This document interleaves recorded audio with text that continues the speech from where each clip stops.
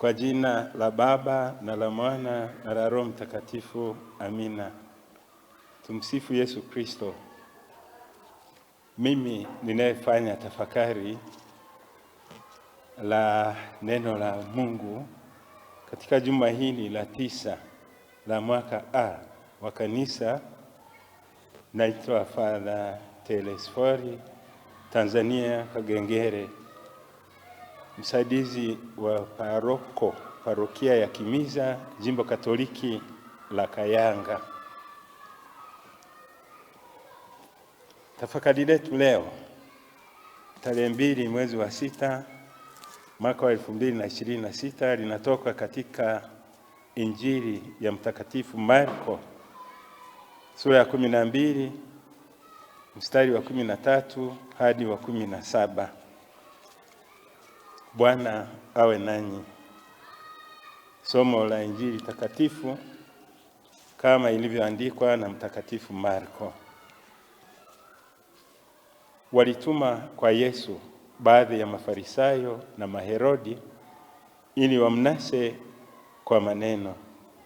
Hata walipofika walimwambia, Mwalimu, twajua ya kuwa wewe mtu wa kweli, wala hujali cheo cha mtu, kwa maana hutazami sura za watu, lakini katika kweli waifundisha njia ya Mungu. Je, ni halali kumpa Kaisari kodi au sio? Tumpe tusimpe? Naye akijua unafiki wao akawaambia, mbona mmenijaribu? Nileteni dinari niione. Wakaileta. Akawaambia, ni ya nani sanamu hii na anwani hii? Wakamwambia, ni ya Kaisari. Yesu akajibu akawaambia, mpeni Kaisari yaliyo ya Kaisari, na yaliyo ya Mungu mpeni Mungu.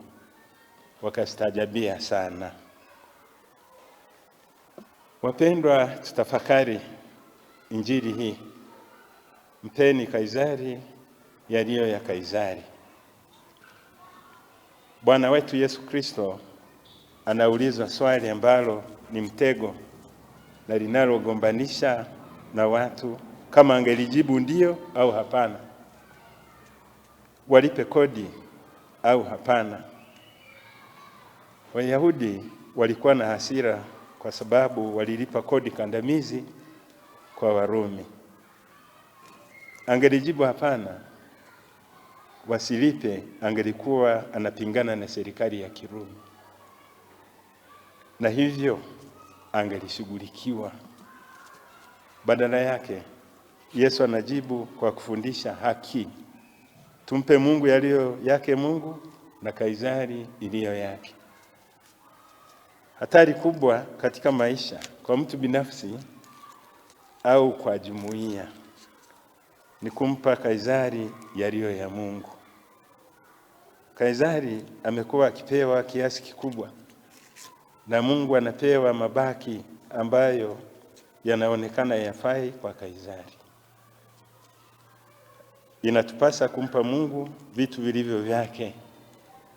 Tumpe mwili, tumpe roho, tumpe utashi, na sura ya Mungu inaonyeshwa kwenye dhamiri. Hii ni shilingi ya Mungu ambayo muhuri wa Mungu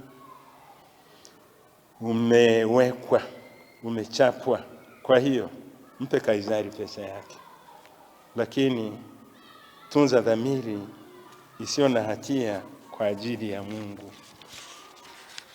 Pia tuwajibike kwa kuona haki inatolewa katika jamii.